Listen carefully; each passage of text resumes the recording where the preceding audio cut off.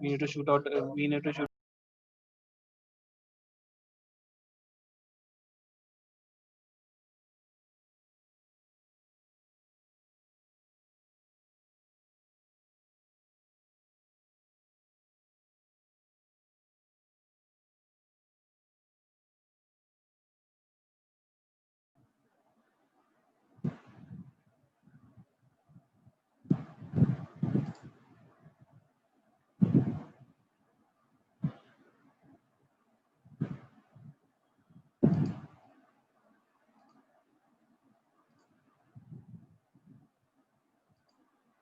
Okay.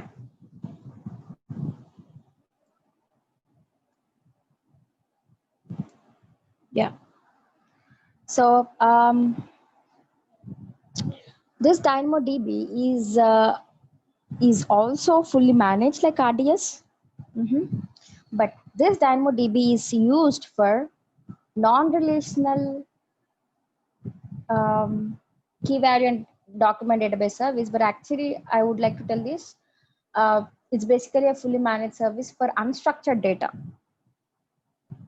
Okay. So where you have RDS for relational or the structured data, but this DynamoDB is for the unstructured data.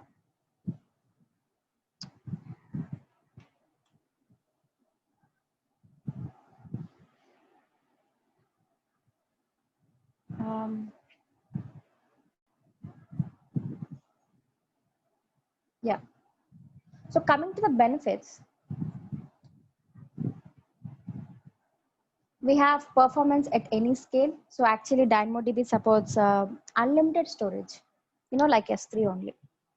But we have some sort of limit for RDS. We can go for up to 5 TB, 65,380 for something GB, 65 around TB.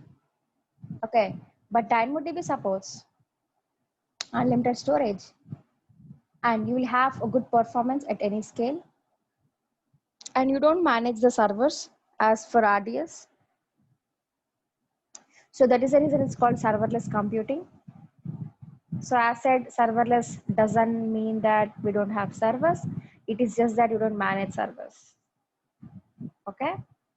And enterprise ready, everything would be inbuilt where you can use for encryption if you want to. You can go for backups and all. Okay, because it's a managed service. And coming to the characteristics. So this works well for application that have a simple high volume data, basically where you can go for till terabyte.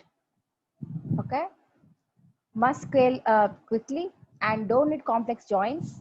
So because the DynamoDB is used to store unstructured data, so if you have a structured data where you can fit data into rows and columns, you can actually create queries where you can join the tables. But for DynamoDB, you cannot go for complex joins because the database will not be structured. Okay, and it required ultra high throughput and low latency. Okay, is RDS require a server? See, please understand, if you want to use any service, you need a server. The thing here is whether you manage the server or not. Okay, so RDS server is managed by AWS. You just create a database and you start using it. You don't manage the EC2 instances underlying. Okay, correct. 65 TB is the storage limit for RDS. We have seen no maximum storage 65,000 something. You can just check in the console. If it is wrong, just let me know. We will correct it. No worries. So you remember we have maximum and minimum storage? Yeah. As of now, I mean, whatever I remember, it is 65, I think so.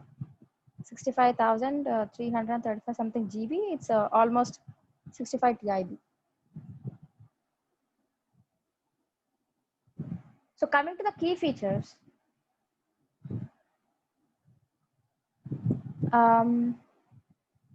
So these will not be, there will be no SQL tables, okay, because you will be storing unstructured data, and items can have different differing attributes. So here the data items or the items are the rows, and the attributes are the columns. Okay, but in DynamoDB we call it as items and attributes. And we have in-memory caching. And another feature is it supports for peaks of more than 20 million requests per second. Yes. Okay. So it can process this many millions of requests per second. So that's the what do you call the performance which DynamoDB gives us. And coming to the DynamoDB global tables, so by default, your DynamoDB replicates your data across multiple availability zones in a single region. But if you want to expand, or if you have your business in other regions also, yes, with the help of global tables, we can go for it. Okay, so that is the reason DynamoDB supports multi-region, multi-master databases. Okay, so you need not worry about replicating and maintaining your own replication solution. When you create a DynamoDB table, you can define in which regions you want to enable it. Or when you're creating a global table, if you want to expand globally, you would be defining in which region, maybe in North Virginia, Mumbai region and all, something like that. And your tables would be replicated there automatically so that users in that area will be able to access the table or the data in that particular table. Okay. And coming to the DynamoDB tables, so these DynamoDB tables are schema-less. That means you don't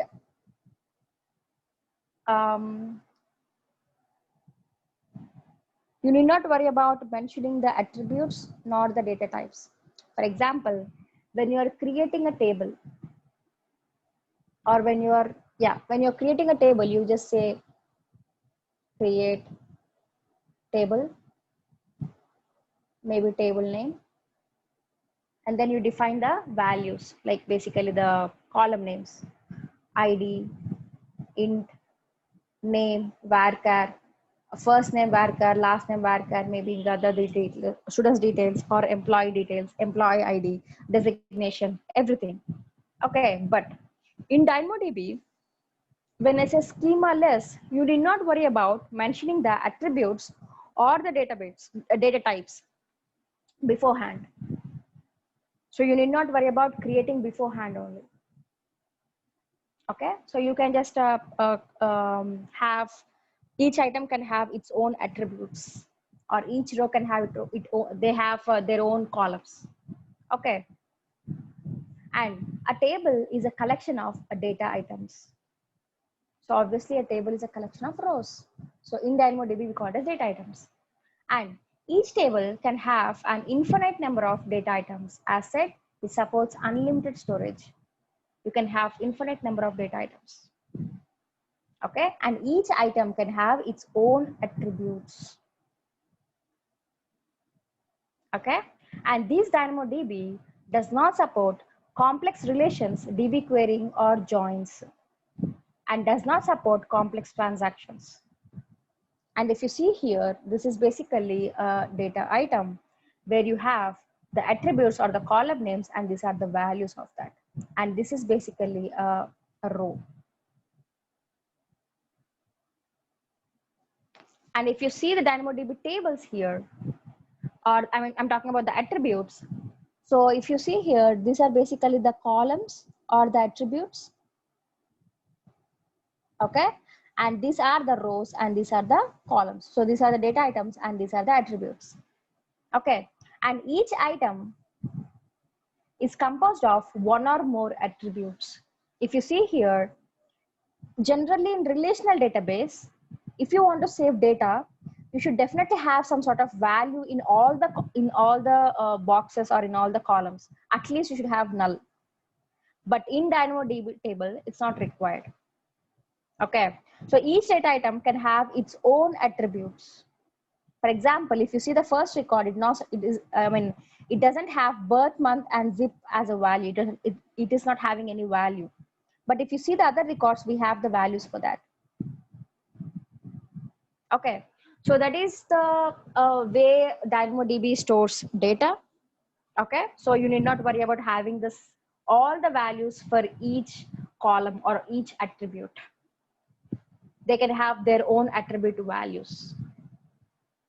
Okay, and each item is composed of one or more attributes. An attribute consists of an attribute name and a value or a set of values. And an attribute is a fundamental data element. So these attributes in DynamoDB are similar to fields or columns in other database systems. Okay. Coming to the read consistency. So we have seen about the eventual consistency and strong consistency in S3, right? So eventual consistency is basically when you update your data into S3 bucket, and if you immediately retrieve it, you may get old data because your data was actually replicated in multiple availability zones for high availability. So that is the reason when you update something and immediately retrieve it, you may get old data. But if you wait for some time, refresh it, you may get the latest data. But in DynamoDB, it supports both eventual and strong consistent models. Yes. Okay. So you can select, by default, it will be eventually consistent. But when you're creating a DynamoDB table, you can define whether you want eventual consistency or a strong consistency. Okay. So if it is eventual consistency, then whenever you're updating, it would be updated in only one replica, and it will take time to replicate in other copies. But by the time if you retrieve it, retrieve it, you may get old data. Okay, that means you will not have the latest data. But how much time it will take to replicate or to copy or to update in all copies? It just takes 1 second. It may not be much time, but if it is a critical application and if you're running queries or sending the traffic in milliseconds, then it may get impacted. Okay, so the consistency across all copies is reached in 1 second. If you can wait for 1 second, then you can go for eventual consistency. But this eventual consistency will give you the best read throughput, because as soon as you update it, if you immediately retrieve it, you would get some data, whether it is latest or not, doesn't matter. You would be getting best read throughput, but you may get old data. But when it comes to the strong consistency reads, when we are reading the data, if you select strong consistency and if you update something in DynamoDB table, it will make sure that it replicates in all the copies before it retrieves to the user. That means first thing is you may not have that throughput as you have for eventual consistency. Okay, but in strong consistency, you would be getting the accurate data, the latest data.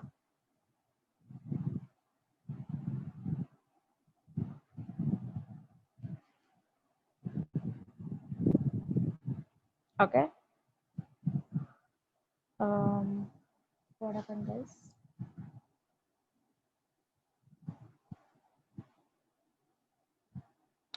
If data updated immediately, no, Allah calls Chaitanya. See, usually in DynamoDB table, your data would replicate into 3 copies. Okay, let's take you have data, some data, and it replicated. Okay, so what I have done, I have updated that data. So when I update it, it would update in all copies usually. Okay, but if you go for eventual consistency, as soon as you update, if you retrieve it, okay, you may get the data from here where it was not yet updated completely. Okay, that means you would be getting an old data. But if you go for strong consistency read, if you update something and immediately retrieves, first of all, it will wait to update in all the copies before it sends to the user. In eventual, as soon as you retrieve it, you will get some data. If it is from this copy, you will be getting the latest data. If it is from this copy, you will be getting the old data. But you would definitely get some data. But in strong, it will update and then only it will come. That is the reason you'll have some sort of lag. You'll have some sort of latency when you are going for strong consistent rates. So in both the cases, it will update it immediately. But when you are immediately retrieving it, whether you want old or latest, depends on what you select.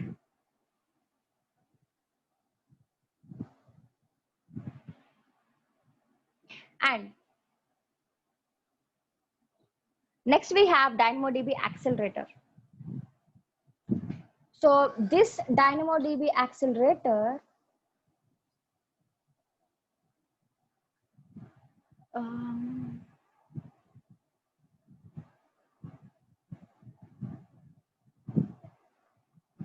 when you have one, no. Pawan, you should understand, you don't define how many replicas you want it.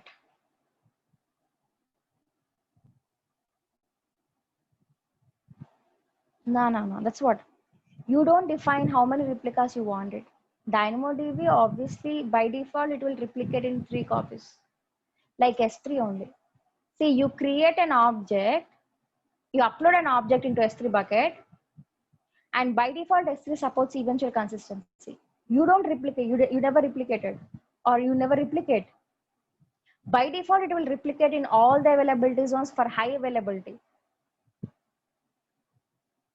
Okay, so that is, it tells that it will give you 99.99 of availability and 99.99 of durability or something like that. Because your data would be replicated in multiple copies and keep it in different places in the same region.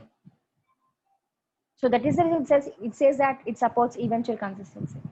Even it would be the same in DynamoDB also. It replicates your file in 3 copies. Usually in DynamoDB they tell like that. Okay, so by default you need to select whether you want eventual or strong consistency, but you don't have control over the replicas which DynamoDB creates. Coming to the DynamoDB Accelerator, this DynamoDB Accelerator would be used if you want to improve the performance at any scale. Maybe you're storing some sort of data into DynamoDB, but we said that DynamoDB supports unlimited storage. Yeah, we can have unlimited number of data items into this, right? So when the data is increasing, obviously there might be a chance of reducing the performance or impacting the performance. Okay, so if you go for DynamoDB Accelerator, it will improve the performance up to 10x times, where you will be getting the data from milliseconds to microseconds, even at millions of requests per second. And this DynamoDB Accelerator does all the heavy lifting required to add in-memory acceleration to your DynamoDB tables without requiring developers to manage cache invalidation, data population, cluster management. So it has its own inbuilt in-memory acceleration. And Because you have the DynamoDB accelerator, you can actually focus on building great applications for your customers without worrying about performance at scale. And you do not need to modify the application logic if you want to go for DynamoDB accelerator. You can just enable the DAX with just few clicks. You see the difference. Okay, just accelerate the performance of your DynamoDB table.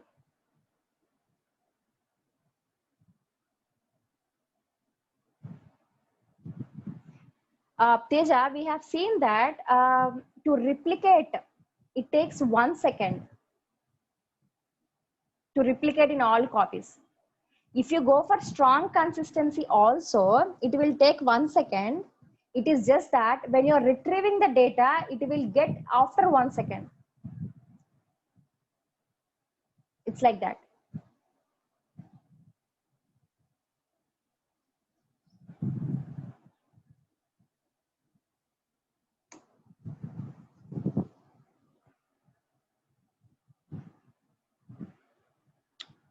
Am I clear, Teja?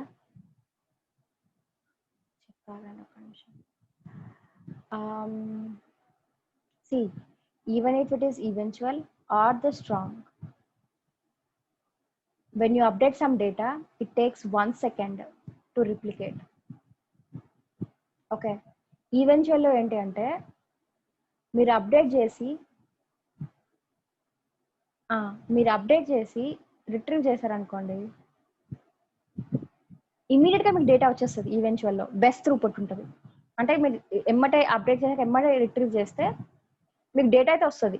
కానీ like మీరు immediate గా retrieve అంటే 1 second లోపు retrieve చేశారనుకోండి, మీకు data వస్తుంది కానీ అది ఎక్యురేటా కాదా అనేది మనకు చెప్పలేము. అంబిక్విటీ. అయితే స్ట్రాంగ్ కన్సిస్టెన్సీలో ఏంటి అంటే మీరు అప్డేట్ చేసి ఇమీడియట్ గా రిట్రీవ్ చేస్తే ఫస్ట్ ఆఫ్ ఆల్ మీకు డేటా ఇమీడియట్ గా రాదు. ఒక 1 సెకండ్ అయ్యాక, ఎందుకు 1 సెకండ్ అయ్యాక అంటే ఆ replication take 1 second. So once it updates in all copies, then you get an accurate data.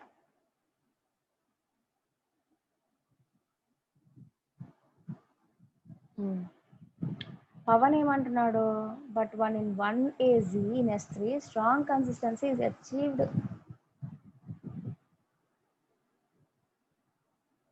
Okay, see అసలు S3లో స్ట్రాంగ్ కన్సిస్టెన్సీయే లేదు for updates. Okay, so you have eventual consistency. ఒకవేళ 1Z అయినా సరే your data would be replicated in one availability zone also.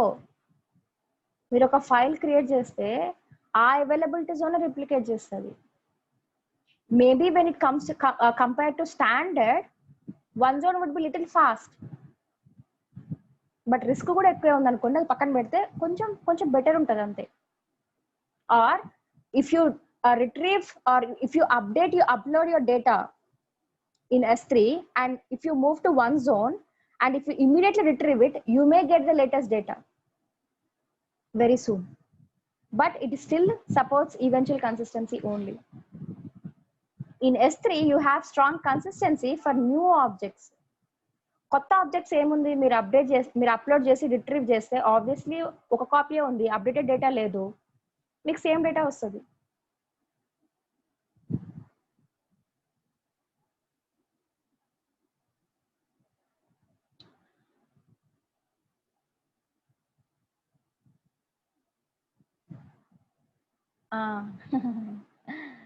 Yeah Balaji, yeah you kept it right.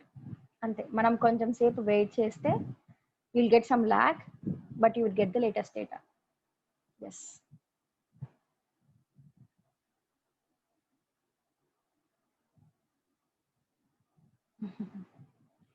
Yeah.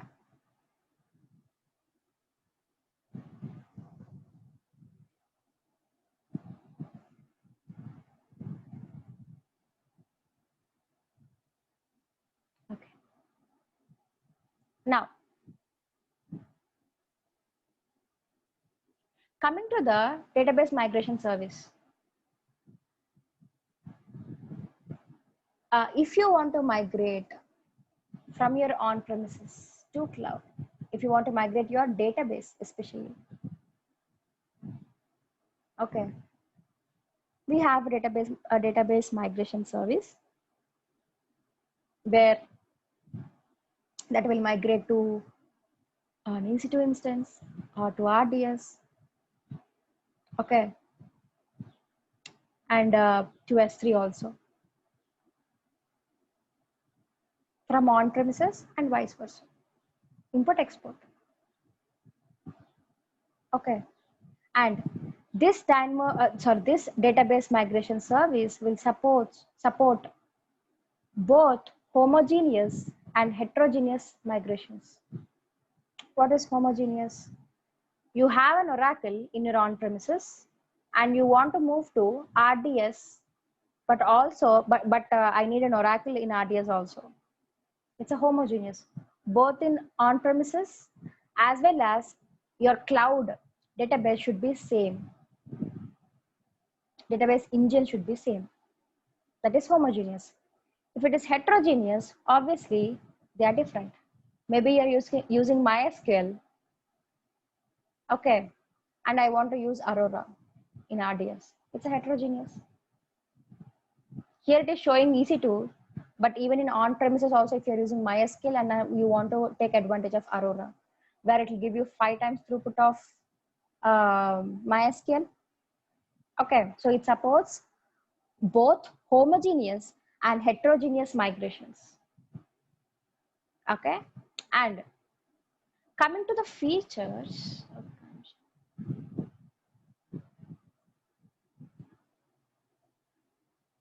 Athena. See, Athena is something like this. Athena will be used usually in big data. Okay, where you'll have some sort of data into S3, and with the help of Athena, you can run queries and get data. Yes, it's basically a platform on top of a storage service where you can run the queries and you would be getting the data. Yeah. So coming to the database migration service key features, so it performs one-time migrations, or you can also accomplish continuous data replication. Okay, for example, configure continuous data replication of an on-premises database to an RDS instance. So ante me on premise ఒక database ఉంది, మీరు ఇది RDS కి replicate చేశారు, but whenever there is an update here, it has to update here also. That is basically continuous data replication. And AWS schema conversion tool supports changing the database engine between source and target. Okay, ante I said that it supports both homogeneous and heterogeneous. Homogeneous is fine. You are using Oracle in on-prem and you are using Oracle in cloud also. But when it comes to heterogeneous, so a database engine are different. So with the help of schema conversion tool, so AWS uses schema conversion tool to change the database engine. Okay, and typical migration major steps can be creating a target database, migrate the database schema, set up the data replication process, initiate the data transfer, and confirm the completion, and switch production to a new database. Obviously, once you migrate everything, you would be giving this endpoint in the application logic. That's basically switching. And we can also use Snowball Edge with database migration service. Okay, so when we can use Snowball Edge, when migrating data is not practical, like when you're migrating, you are actually accessing through internet. Okay, so if your database is too large and the connection is too small, or you have privacy and security concerns to transfer data through internet, what you can do, you can use Snowball Edge. So Snowball Edge is basically a kind of a hardware appliance. Yes. Okay, which will be delivered to your data center. Okay, so So it's like a suitcase. You see, suitcase laga untadi anamata. So they would just deliver that into your data center. What you do, you connect with your cables, okay, and with the help of schema conversion tool, you may change the database engine type if you want to. Once the data once the database data is stored or transferred into the Snowball Edge, you can actually a local carrier on the behalf of AWS will just take this kind of a Snowball Edge, and he will transfer into the S3, and from there, using the database migration service, you will be moved to RDS. Okay, so if your database is too long, I mean to say too large, or if you don't want to transfer the data through internet, or if you have a weak network connection, then you can go for a Snowball Edge, which will be a physical device. You see other services like our EC2, EFS, S3, VPC, everything, where you can access through internet. You will be able to you're actually accessing through internet. But this Snowball or Snow family are basically, there will be a physical hardware appliance which will be delivered to our data center, and you'll be transferring it through network, internet or just cables, a private connectivity, so that the transfer would be fast when compared to internet.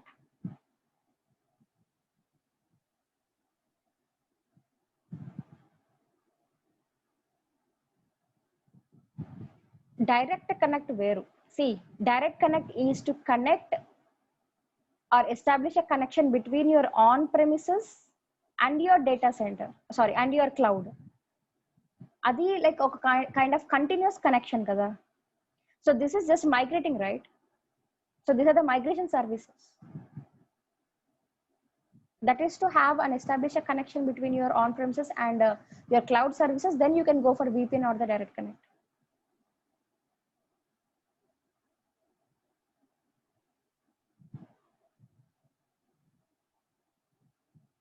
Okay, na Ramesh?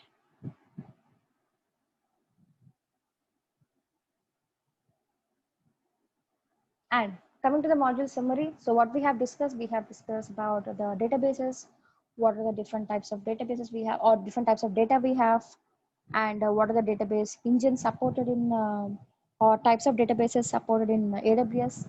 Okay, so we have a relational database for storing a relational data or structured data, and we have a DynamoDB for storing unstructured data, and we have also seen how to migrate or what type of migrations were supported in AWS.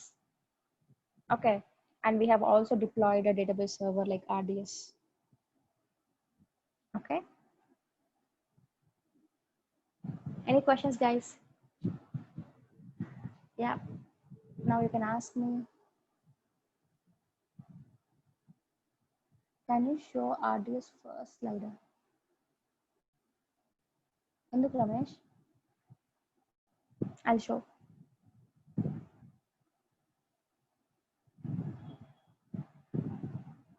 Is the final exam? Final exam ante AWS exam or APSSDC is the exam?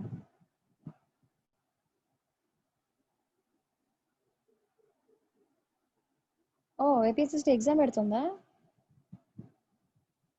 నాకు చెప్పలే వీళ్ళు ఇంకా. నేనేగా questions prepare చేసేది.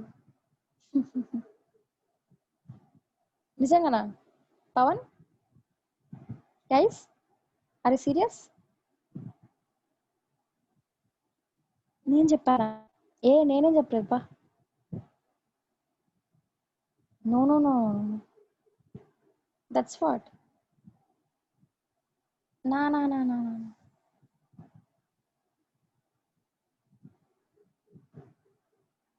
లేదు పా, నాకు అంత టైం లేదు యాక్చువల్లీ. అయ్యో, ఎగ్జామ్ లేదంటే ఇప్పుడు మొత్తం పెట్టి మీకు క్వశ్చన్స్ ఆన్సర్స్ ప్రిపేర్ చేయలేను నేను అసలు actually. No, I'm not doing anything. Okay, ఒక్క నిమిషం. రమేష్ ఇది అడిగాడు. To compare both క్యారెక్టర్సా?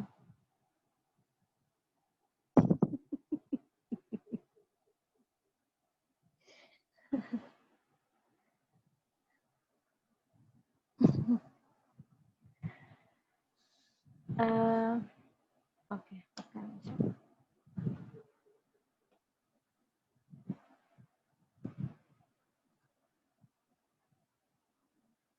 డైమోడి RDS first slide.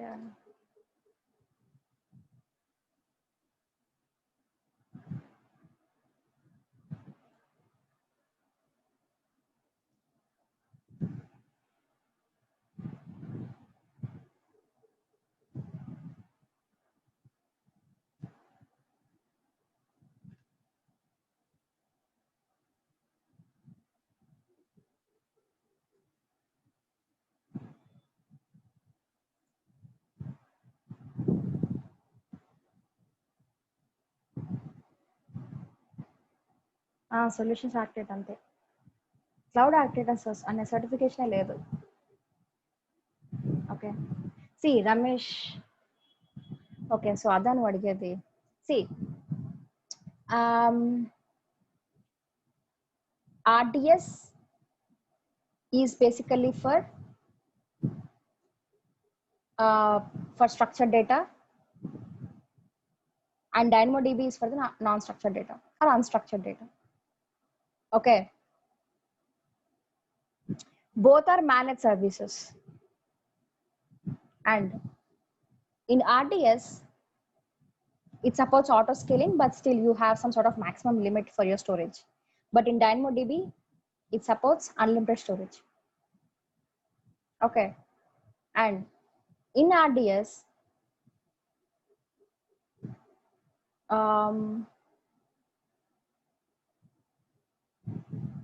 you should be having some sort of of course it's again it comes to the rows and columns, but in DynamoDB we will call it as data items and attributes, but in RDS we call it as rows and columns. Okay, and in RDS it supports multi-AZ for failover and all, but in DynamoDB do not worry about it because automatic replication everything will be happen at a DynamoDB, and that's the reason it's called serverless. Okay, and we do have a read replicas in RDS also, but in DynamoDB it's not required. We have read consistency, like where we have eventual consistency and read consistency. Sorry, eventual consistency and strong consistency models in DynamoDB. Okay, so these are the different characteristics in RDS and DynamoDB. Okay.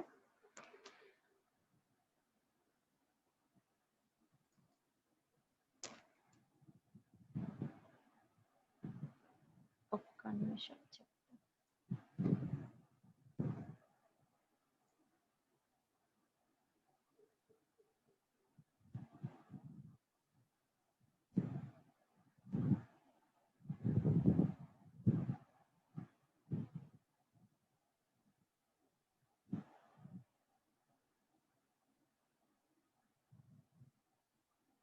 Okay, so coming to the knowledge check. So if you have any more questions, guys, let me just share my screen.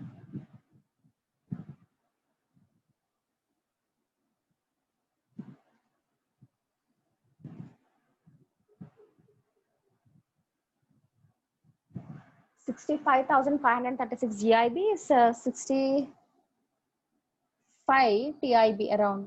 That's okay, yara. Adi asalu question e kaadu, adi evaru adagaru kuda. Don't worry about the number.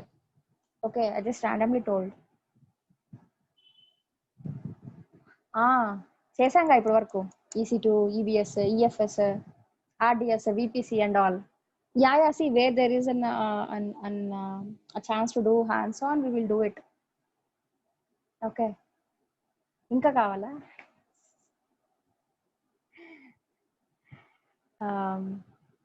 ఏమంటారు ఇంకా కావాలి అంటే మీరు బాగా explore చేయాలి. అంటే see it's not that నేను చెప్పను అని కాదు, మన టైం ఉన్న టైం లిమిట్లో ఆర్ సిలబస్ ప్రకారం మనం వెళ్ళిపోతాం. Okay, so if you are really interested in doing hands on and all, మీరు ఎక్స్ప్లోర్ చేయండి. You will get lot of యూట్యూబ్లో దొరుకుతాయి మీకు. మీరు నాకు పింక్ చేయొచ్చు, యూ హ్యావ్ మై నెంబర్ కదా. ఎప్పుడన్నా మీరు ఏమైనా కొత్త సర్వీస్ స్టార్ట్ చేసినప్పుడు మ్యామ్ నాకు ఇది అర్థం అవ్వట్లేదు అంటే I try to explain if I know, otherwise I explore and I tell you అట్లా. Okay, so where can we find use cases like real business scenarios? అది రియల్ టైమ్ ఎక్స్పీరియన్స్ వచ్చినప్పుడే వచ్చేస్తుంది. ఓకే, లక్ష్మి స్టేట్ ఫర్ స్టేట్లో చదువుతుంది. రమేష్, ఈ విజ్ lab ఎక్కడి నుంచి వచ్చింది? నేను ఇంకా మీకు చెప్పలేదు కదా దీని గురించి. చేయొచ్చు వినయ్, ఏం పర్లేదు, ఐ హెల్ప్. కాకపోతే కొంచెం లేట్ అటు ఇటు అవుతుంది ఎప్పుడైనా సరే, ఇమ్మీడియట్ గానే ఇవ్వచ్చు కొంచెం అంతే. అవును, విజ్ ల్యాబ్స్ నేను చెప్పాను విజ్ ల్యాబ్స్ గురించి.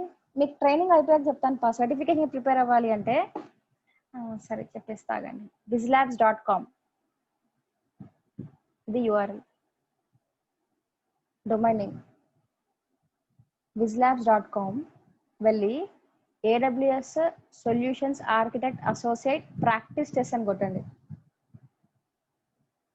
ఓకే, అచ్చా for practice hands on Ramesh, you talking about hands on? Okay, so maybe I'm talking about the certification point. Okay, so practice session వెళ్తే see నా స్టూడెంట్స్ అందరికి, ఈచ్ అండ్ ఎవ్రీ స్టూడెంట్ కి నేను first refer చేసేది ఈ site, first reference. And most of the questions మీకు replicate అవుతాయి, కొన్ని ఎగ్జాక్ట్ గా దిగుతాయి ఎగ్జామ్ లో. నేను రీసెంట్ గా లింక్డ్ఇన్ లో ఒకటి పెట్టాను కదా, one of my student certified అని, ఆ అబ్బాయి కూడా అదే చెప్పాడు. Okay, so most of the questions you will get from WizLabs. కొన్ని questions it will resemble the pattern and some questions would be exact. ఒక 15% దాకా ఎగ్జాక్ట్ క్వశ్చన్స్ వచ్చేస్తాయి, కొన్నేమో రిజంబుల్ అవుతాయి. Okay, so go for this and ఇది పెట్టుకోండి. ఇక్కడ type చేసి ఆగండి, కాపీ చేసుకోవచ్చు మీరు.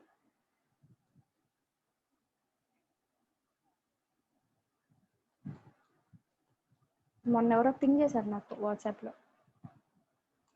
Use this code, you would be getting 60% off. COVID వల్ల యాక్చువల్గా అయితే ఎప్పుడు 15% ఉంటుంది. రమేష్ అయినా చేసింది, సారీ. ఓకే, నా దగ్గర నుంచి చెప్తున్నావు నువ్వు.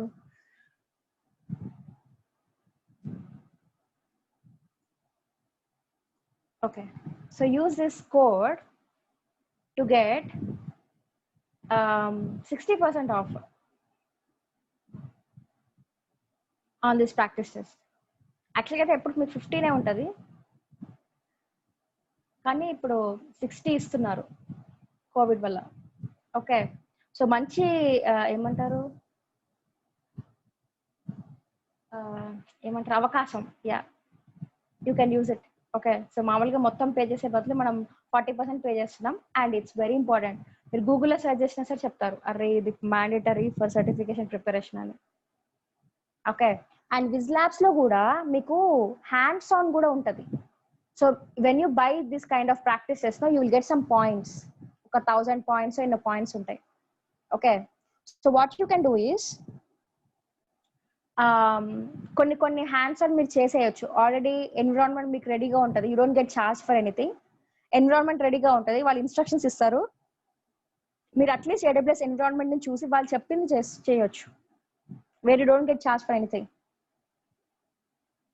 మీరు అది కూడా చేయొచ్చు, ఒకవేళ ఈ ప్రాక్టీసెస్ తో పాటు అవి కూడా ఉంటాయి. ఓకే, సో ఇది కొనేస్తే నాకు తెలిసి అది వస్తుంది, that's what they told me. Okay, so because I'm a trainer, I just spoke to 1000 credits. 679 60% అయిపోయినాకనా like మామూలుగానేనా ఏంటి? 60% ఆఫ్ అయ్యాక 679 మామూలుగా కాస్ట్ ఎంత?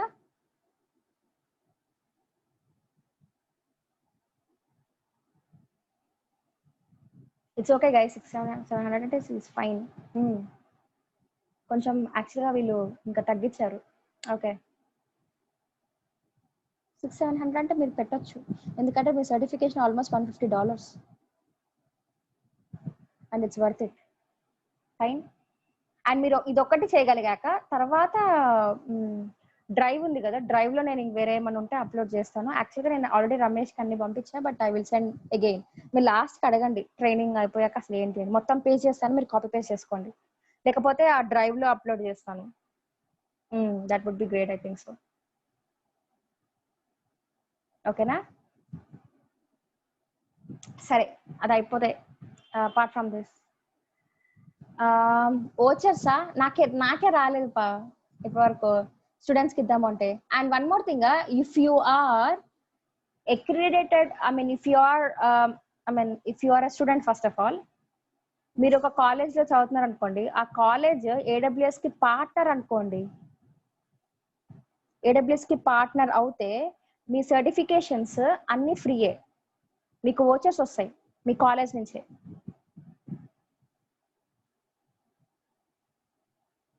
ఓకే, మీరు ఆ ఓచర్స్ అప్లై చేసేస్తే మీకు ఏం పడదు. You can actually attempt the certifications for free. మీరు మీ కాలేజ్ వాళ్ళతో చెక్ చేయాలి. And it is just that, of course you have to take that training. మీరు ఆల్రెడీ ట్రైనింగ్ తీసుకుంటున్నారు కాబట్టి ఏం ప్రాబ్లం లేదు. మీకు కొంచెం ట్రైనింగ్ ఇచ్చి ఆ ఓచర్ ఇస్తారు. If you can attempt it or if you can pass in the first attempt, then it's fine. ఇక తర్వాత ఇవ్వరు, తర్వాత you have to attempt with your own money. అంత బాగా ప్రిపేర్ అవ్వాలి. సరేనా తేజ? మీరు స్టూడెంట్సేనా? అట్లా ఇంకేం సూపర్ కదా. మీరు మీ మేనేజ్మెంట్ చెక్ చేసుకోండి. దే విల్ హ్యావ్ ఫ్రీ వచ్చేసి ఇచ్చేస్తారు. Of course your institution should be eligible to become an AWS academy partner. Obviously మీరు ఇట్లా వచ్చారు అంటేనే వాళ్ళు ఆల్రెడీ ఎలిజిబుల్ అయి ఉంటారు. They will take care of lot of things. Oh is it so? ఒకసారి మీ హెచ్ఓడిని అడిగి చూడండి. సగం ఏం పే చేయాల్సిన అవసరం లేదనుకుంటా. లేదు, స్టూడెంట్స్ కి ఫ్రీయే.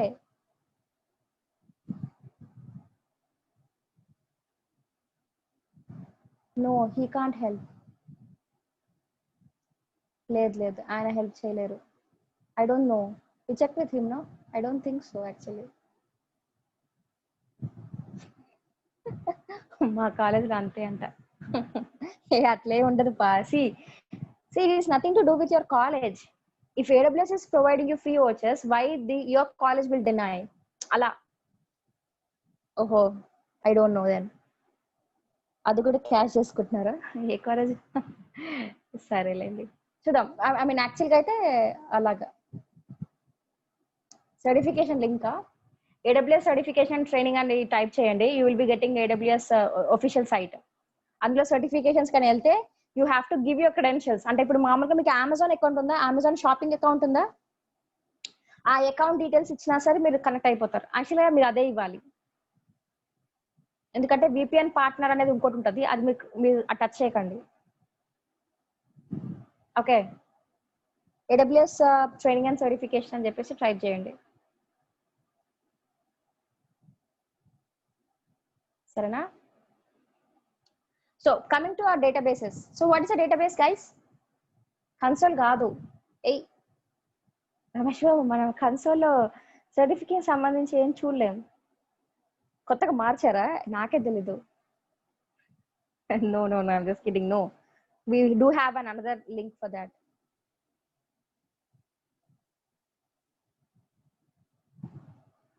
Okay, so what is the database, guys? Chal.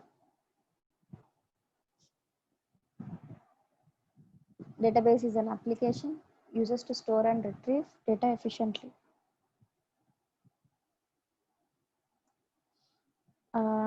ఒక్క నిమిషం. ఎవరో స్టేట్ఫుల్ స్టేట్లెస్ అడిగారు కదా, మనకి ఇంకా చెప్పలేదు. I'm sorry, let me just tell that exact first of all. So let's take you have an EC2 instance, okay, and you're trying to access the data.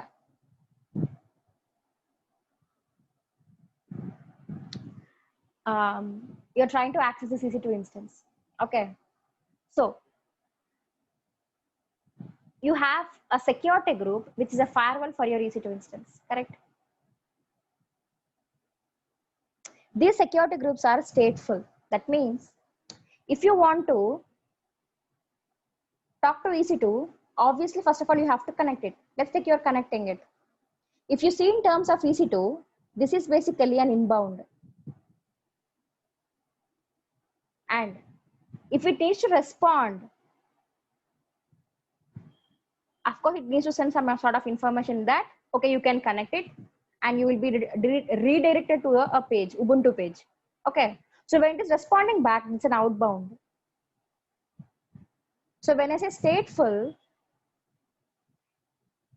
if you allow something as an inbound, it automatically remembers the outbound.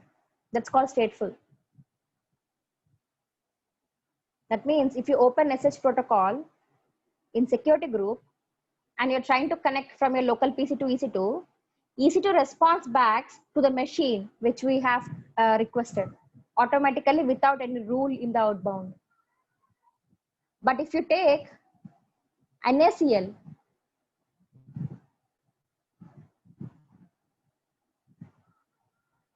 which is a firewall for your subnet,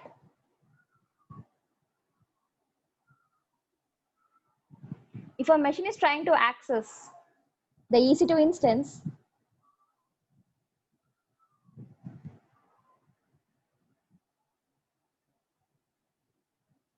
okay. So if you see in terms of EC2, yes, again, it's an inbound, but it's an inbound for NACL first. Okay. So when you're actually requesting something, it's an inbound, but in NACL, in order to respond back, you have to mention at the outbound also. That's called stateless. So security groups are stateful and NACL are stateless, because in security group, if you just allow an inbound, it's okay.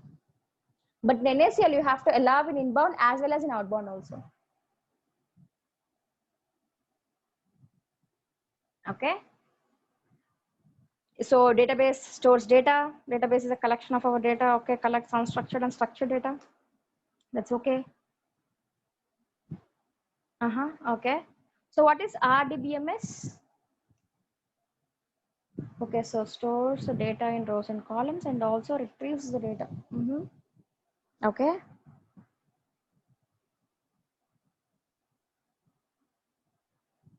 RDBMS ante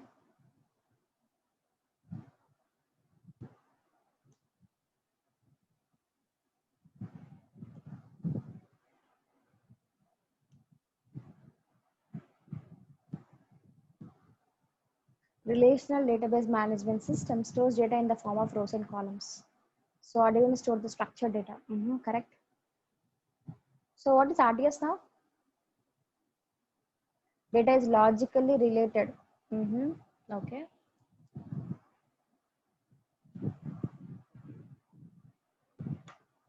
Logically related.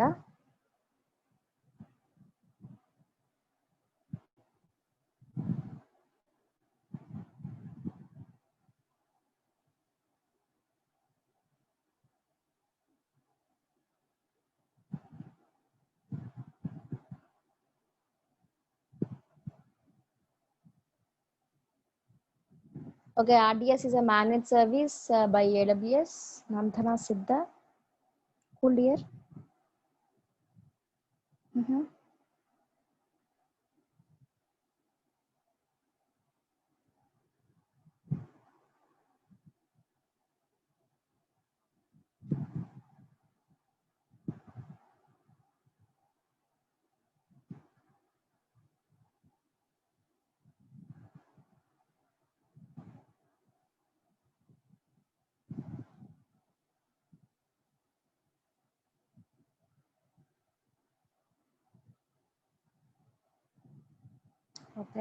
Okay. Fine. Okay. So what are the different types of database engines supported in RDS?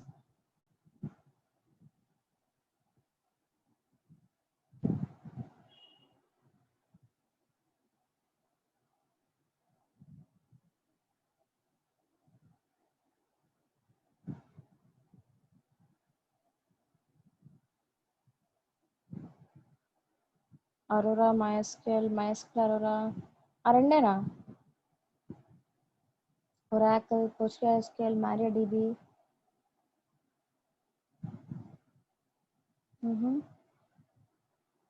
SQL server అని ఒకటి ఉంది తెలుసా, అది కూడా.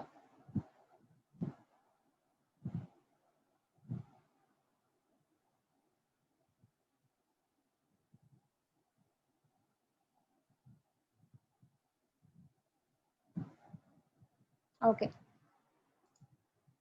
What is subnet group?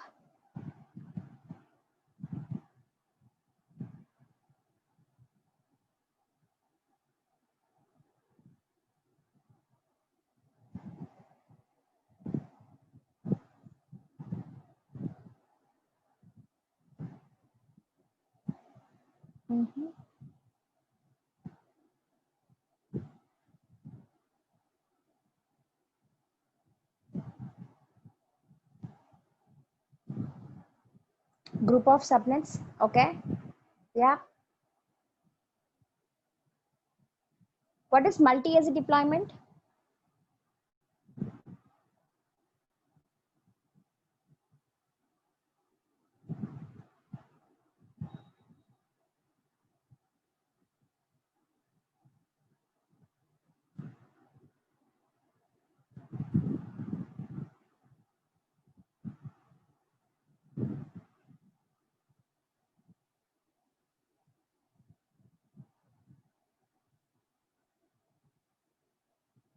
Synchronous updates all AZs.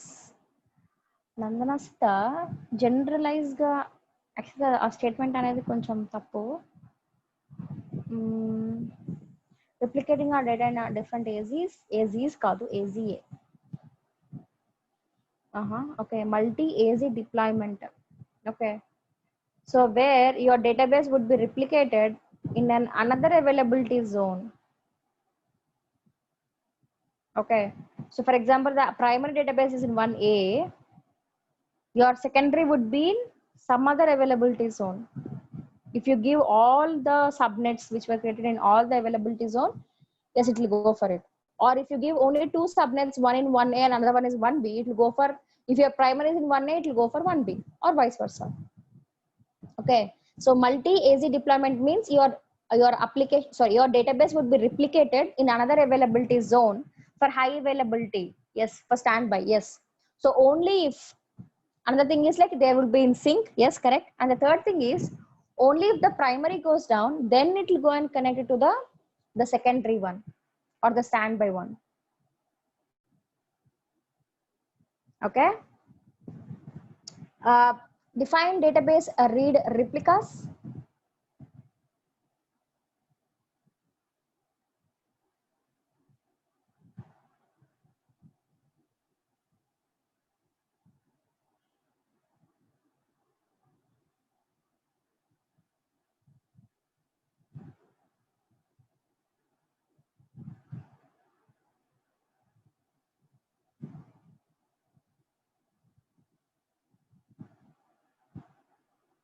Read replicas.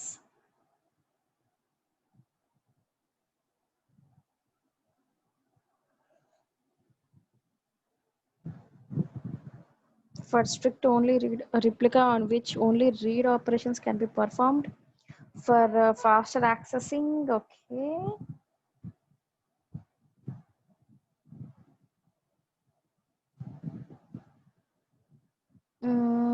which give read permissions to database. Why we'll go for read replicas?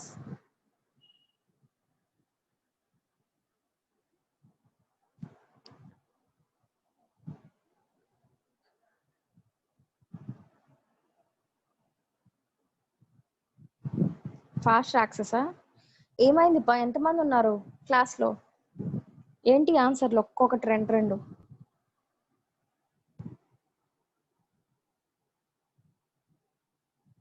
Read operations are only performed more, we go for read replicas. Correct, Teja. Yes, if you have read intensive workloads than writes or than updates, and the existing reads is not sufficient. For example, for every database you will have some sort of reads where we can go for it. Okay, but if you want more than that, then you'll go for read replica. Okay, and also yes, the number of hits to the primary server will reduce.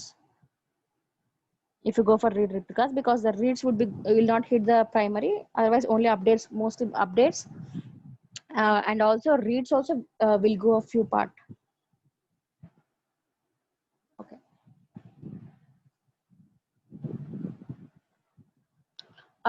What is DynamoDB? First of all, tell me what is DynamoDB.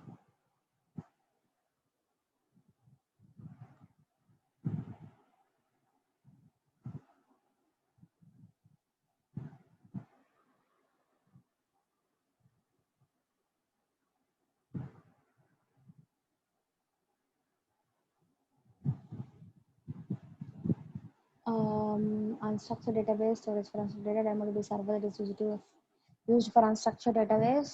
Okay. Okay. Non-relation database service. So how it is different from RDS?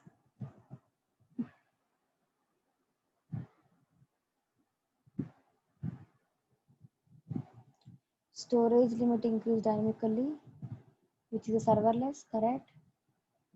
Unlimited memory storage, memory card storage, no SQL, okay.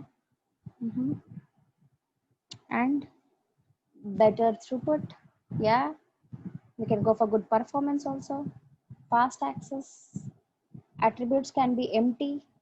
No. You need not have an attribute at all. So you will be having only one attribute, which is a primary key. So when you're creating a table in DynamoDB, the only one which you are supposed to give is a primary key. And the other attributes or the column names can be defined when you are creating a data item itself.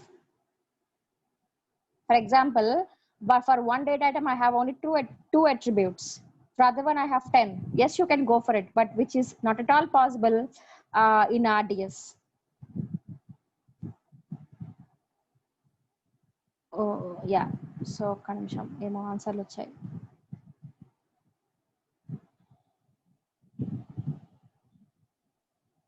Fast access, non-relational database management service, you actually know SQL database and manage automatically. Okay. Complex joins are not allowed. Okay, cool. So what are the data items and the attributes in DynamoDB table?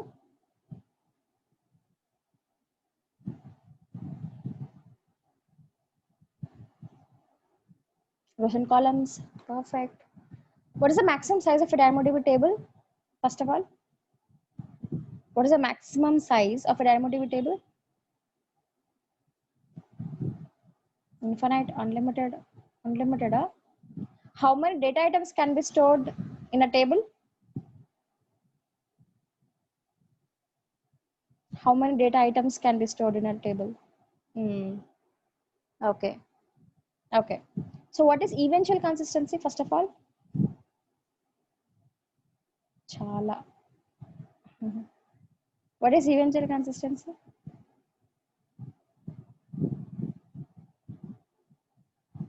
Correct, because the scaling one supports unlimited. True, Vinay. What is eventual consistency? చూద్దాం ఏం answer చెప్తారు పిల్లలు.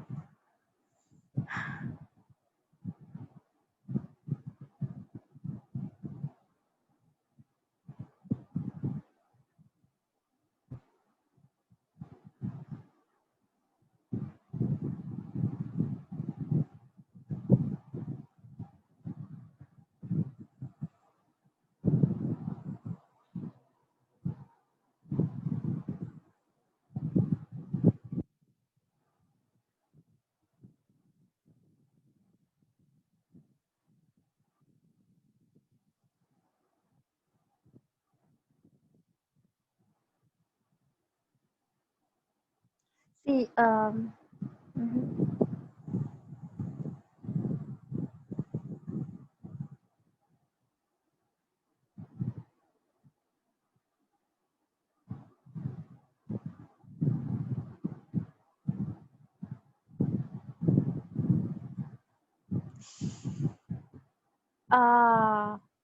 Lakshmi Priya, dear, when we update our database in one region, By default, the data will be there in that particular region only. I said it creates 3 copies within the region only, not in different regions. I mean, the way you understood the eventual consistency is correct, but it will not replicate in other regions. I mean, unless you mention in AZ is correct. Guys, super answer. Yeah, you have understood very well the eventual consistency. పాపం చాలా డౌట్లు అడిగారు. Okay, so what is strong consistency now? Let's go for strong. When we use data sync, if you have some services in on premises and you want to sync your data with your cloud, we can use data sync. Data sync అనేది కొత్త service ఇప్పుడు recent గా వచ్చింది. Okay, ఆ పేరులోనే ఉంది చూడండి, data sync.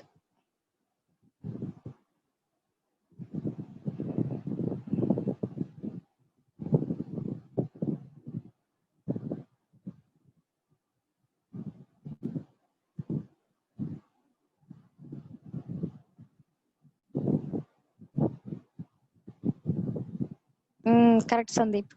So we get the data once the data is updated in all replicas. Correct. Yes, you are precise. Correct, Abhishek. Yes. So the data would be retrieved only after updating in all replicas.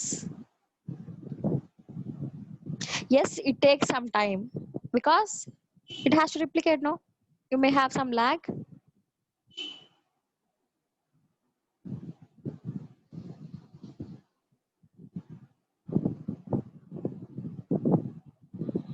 Cool. Okay. Then what is DynamoDB accelerator?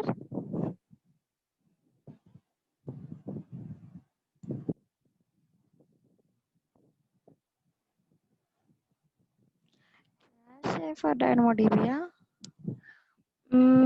Inbuilt క్యాషే in memory ఉంది కానీ క్యాషే కాదు, just accelerator అంటే. Okay, to improve the performance అంటే కొంచెం ఇంకొంచెం elaborate చేయండి. అసలు ఎంతమంది ఉన్నారు ఈరోజు? పిల్లలు ఎందుకు డల్గా ఉన్నారు?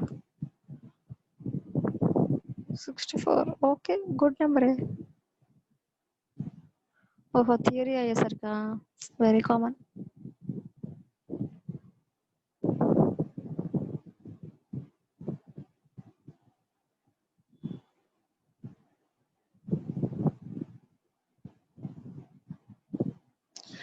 DynamoDB యాక్సిలరేటర్ ఏంటి అంటే, see, DynamoDB is supporting unlimited storage, right? So if you have more data, if you have tons of data, terabytes, petabytes of data, there might be a chance of the performance issues. Or we can keep it in this way. Usually, your data in DynamoDB will be retrieved in milliseconds.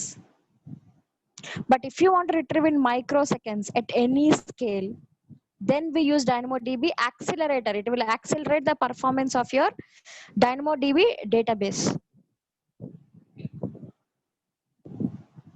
up to 10x performance. అంటే మామూలుగా ఇప్పుడు మనకి performance ఒక సెకండ్లో వస్తుంది అంటే దానికి ఇంకా 10 times ఫాస్ట్లో వస్తుంది. అట్లా అంటే మైక్రో సెకండ్స్ అట్లా అన్నట్టు.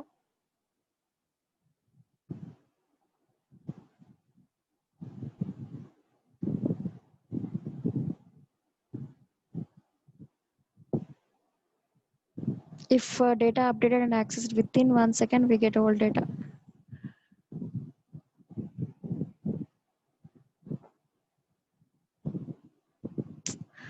కాదు పా చైతన్య, అలా కాదు. సి ఎలా చెప్పాలి, మళ్ళీ అలాగే చెప్పాలి. సి ఫర్ ఎగ్జాంపుల్, ఒక ఫైల్ తీసుకో, నార్మల్ టెక్స్ట్ ఫైల్లో నేను చైతన్య అని రాశాను. I updated in DynamoDB table. తర్వాత ఏమర్థమైంది అంటే చైతన్య కృష్ణారెడ్డి అని చెప్పేసి రాయాల్సి వచ్చింది. ఏం చేశాను, అప్డేట్ చేసి ఆ ఫైల్ అప్డేట్ చేసి అప్లోడ్ చేశాను అప్డేటెడ్ డేటాని. ఆబ్వియస్లీ అది రీప్లేస్ అవుతుంది, ఆర్ ఆ ఎగ్జిస్టింగ్ ఫైల్ని అప్డేట్ చేశాను. So as soon as I have, for example first of all నేను DynamoDB టేబుల్లో ఆ డేటా పెట్టాను అంటేనే ఆ ఫైల్ అనేది 3 కాపీస్గా రిప్లికేట్ అవుతుంది. ఓకే, సో ఇప్పుడు నేనేం చేశాను అంటే నీ నేమ్ని అప్డేట్ చేశా. అప్డేట్ చేయగానే ఇమ్మీడియట్గా నేను రిఫ్లెక్ట్ అయిందా అని చూసాను అనుకో, నేను ఈవెన్చువల్ కన్సిస్టెన్సీ అనేది సెలెక్ట్ చేసుకుంటే బై డిఫాల్ట్ ఎమ్మటే చూస్తే నాకు ఓల్డ్ డేటా జస్ట్ చైతన్య అనే కనిపిస్తుంది. ఓకే, ఒక 1 సెకండ్ తర్వాత చూస్తే చైతన్య కృష్ణారెడ్డి అని కనిపిస్తుంది, ఫుల్ నేమ్ కనిపిస్తుంది. సో ఈవెన్చువల్ కన్సిస్టెన్సీ అంటే ఏంటి అంటే ఆ 3 కాపీస్లో అప్డేట్ అవ్వక ముందే నువ్వు రిట్రీవ్ చేస్తే నీకు ఓల్డ్ డేటా రావచ్చు, న్యూ డేటా కూడా రావచ్చు. You may get old data, అందుకే ఇమ్మీడియట్ గా రిట్రీవ్ చేస్తే. But after 1 second if you retrieve it, yes you will definitely get the latest data. Eventual గా కన్సిస్టెంట్ అవుతుంది, అంటే స్లోగా అప్డేట్ అవుతూ ఉంటుంది. ఆ అప్డేట్ అయ్యే లోపు నువ్వు చూసావనుకో నీకు ఓల్డ్ డేటా వస్తుంది, అది ఈవెన్చువల్ కన్సిస్టెన్సీ. సో నువ్వు రిట్రీవ్ చేస్తున్నప్పుడు నీకు ఓల్డ్ డేటా వచ్చింది అనుకో, అది ఈవెన్చువల్. నౌ స్ట్రాంగ్ వస్తే నువ్వు స్ట్రాంగ్ కన్సిస్టెన్సీ అని సెలెక్ట్ చేసావనుకో, when you update your name and if you immediately retrieve it, ఏమవుతుంది అంటే నీకు ఇమ్మీడియట్గా డేటా రాదు ఫస్ట్ ఆఫ్ ఆల్. ఆర్ నీకు ఎప్పుడు డేటా వస్తుంది అంటే ద అప్డేటెడ్ డేటా అన్ని కాపీస్లో రిప్లికేట్ అయ్యాక నీకు వస్తుంది, అంటే ల్యాగ్ ఉంది స్ట్రాంగ్ కన్సిస్టెన్సీలో. సో ఈవెన్చువల్లో స్ట్రాంగ్లో it takes time to replicate, but when you're retrieving it eventual అయితే ఓల్డ్ అయినా వచ్చేస్తుంది. స్ట్రాంగ్లో అనుకోండి టైం తీసుకొని మొత్తం అన్ని రిప్లికేట్ అయినాక లేటెస్ట్ డేటానే వస్తుంది, అది డిఫరెన్స్. అర్థమైందా చైతన్య?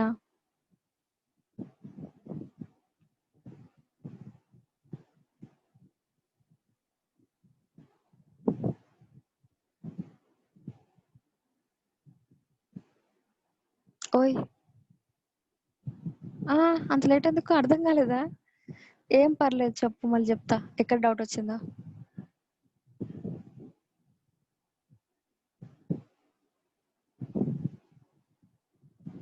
అర్థమైందా? Good good good.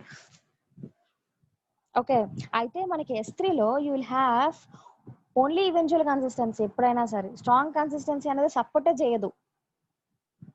సో మనం అప్డేట్ చేయగానే రిట్రీవ్ చేస్తే మనకు ఓల్డ్ డేటా వచ్చే ఛాన్సెస్ ఉంటాయి. కానీ డైనమోడిబిలో మన చేతిలో ఉంది, నీకు స్ట్రాంగ్ కావాలా ఈవెన్చువల్ కావాలా. ఈవెన్చువల్ అనుకో నీకు ఓల్డ్ డేటా వచ్చినా పర్లేదా, స్ట్రాంగ్ అనుకో నీకు కరెక్ట్ డేటా వస్తుంది, కాకపోతే మీరు కొంచెం సేపు ఆగాలి, మేబీ 1 సెకండ్ అట్లా. So what Redshift is used for, guys?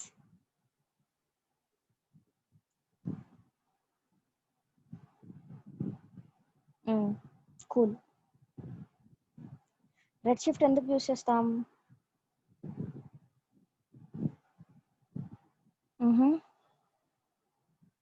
Data warehousing. Okay, ఇంకేమన్నా features?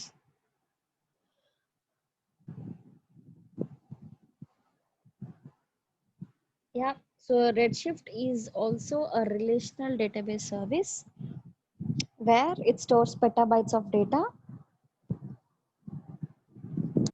and it is basically databases ka database which is called data warehouse. Okay, Pawan is telling, yeah, it supports OLAP, which is online analytical processing. So this Redshift would be used for analytics, because in this Redshift or in this data warehousing we will be using the historical data. When I say historical data, that means you will not have the latest data in the Redshift.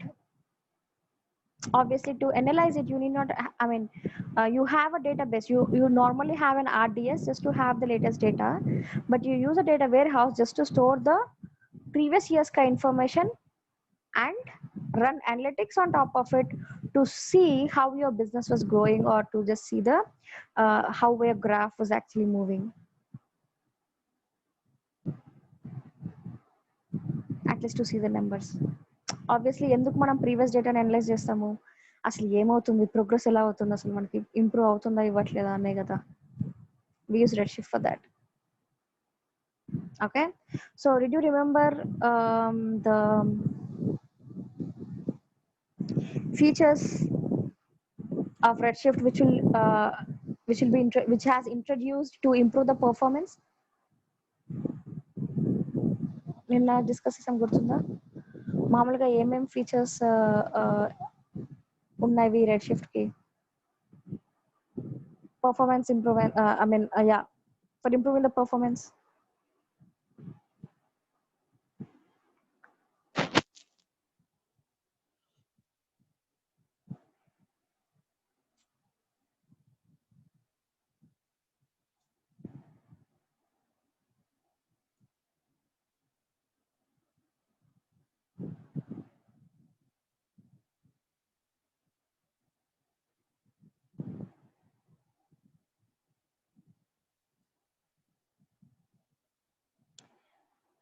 All data in rows.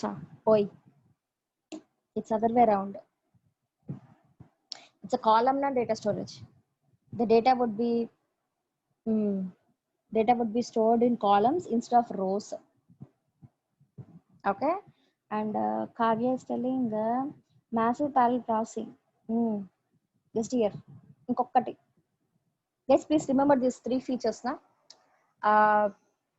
Columnar data storage and advanced compression and massive parallel processing.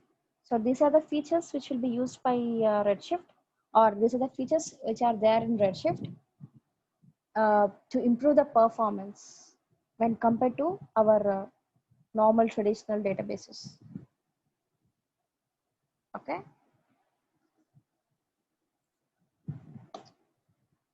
So our next service is IAM. Tomorrow we're talking about IAM.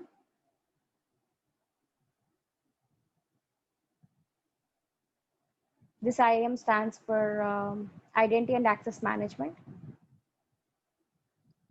Okay. So let me just give a small introduction about it.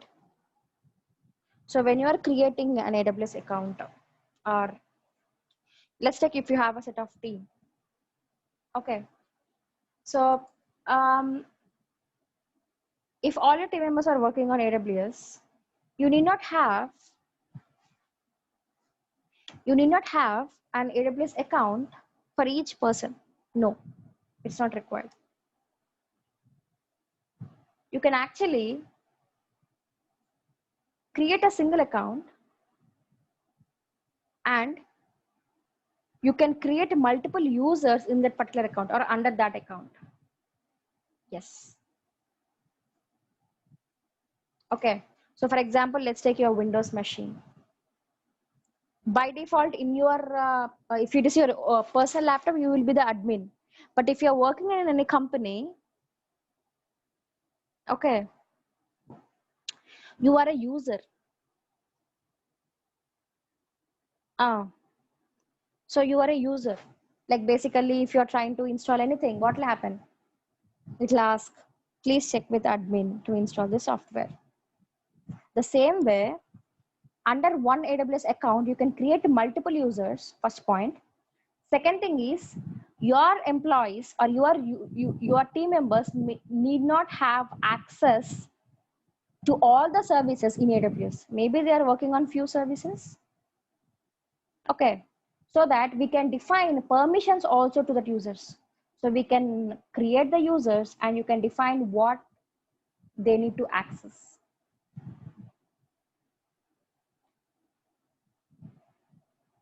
Okay, that means they will actually giving a shared access for your AWS account, and also you will be giving granular permissions. So AWS usually tells least privilege.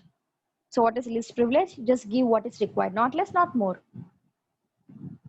Okay, so maybe in your team few people are working on EC2, so you can just give EC2 access to that people, to that users, so that these users will be able to access only the EC2 instances. That's how you will be securing your, at least you'll be saving the cost, or you're securing your data, or securing your access resources, AWS resources. Okay, so maybe the person who is accessing EC2 dashboard may also know about RDS. He may go and create, no? అట్లా అకౌంట్లో account అంటే అట్లాంటిదే, కాకపోతే child account అన్నట్టు. Child అనలేము, అకౌంట్లో account అనం, అకౌంట్లో users అనొచ్చు. చైతన్య, మనం టర్మినాలజీ కూడా అకౌంట్లో అకౌంట్ అని యూజ్ చేయలేము. యాక్చువల్లీ అకౌంట్లో యూజర్స్ అనొచ్చు మనం. సేమ్ ఎగ్జాంపుల్ అని చెప్పాను కదా, విండోస్లో మనం మల్టిపుల్ యూజర్స్ ఉంటుంది కదా, అలా సేమ్ అట్లనే. Okay, so what we'll do tomorrow, we'll just discuss more about this IAM. అసలు IAM అంటే ఏంటి, అందులో ఐడెంటిటీస్ ఏంటి, everything will be discussing about it. Okay,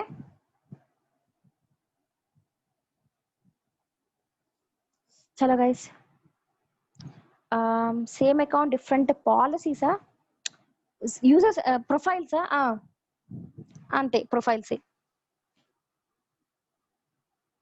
Lakshmi పెడతాను ఇప్పుడు కాదు, తర్వాత ట్రైనింగ్ అయిపోయాక పెడతాను. ఓకేనా?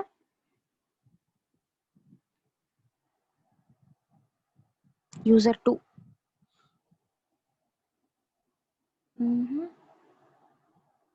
మల్టిపుల్ యూజర్ 2 అని ఏం లేదు. యూజర్ 1 యూజర్ 2 అనా? Okay okay, I got it. Yes. Chalo guys, bye-bye. Tomorrow we'll complete actually IAM tomorrow. Okay, and then we'll start with our project 2. Okay,